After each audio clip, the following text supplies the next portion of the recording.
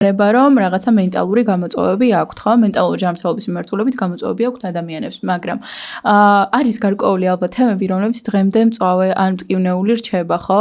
და აი ყველაზე მეტად რა სტიგმის მიმართულებით ისევ რა წინააღმდეგობებს აწყდებიან თვითონ პაციენტების და თქვენს აი რას ხედავთ ამ მიმართულებით, როგორ შეაფასებდით ამ მომენტისთვის მდგომარეობას? ზოგადად სტიგმა მაინც მომდინარეობს რაღაცის შიშიდან, ხო, რაღაც გეშინია და მერე ასე თქვათ ეს ტრანსფორმირდება და ამას სოციალურ კონტექსტში ვეძახით ჩვენ სტიგმას, ხო?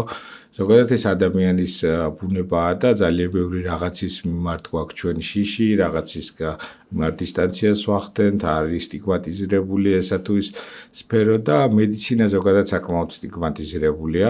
ანუ ექიმთან მისვლა ჩვენ ექიმებსაც კი არ გვიყვარს და სიამოვნებით არ მივდივართ. თუმცა არსებობს რაღაც სპეციალობები მედიცინაში, როდესაც თვითონ პრობლემა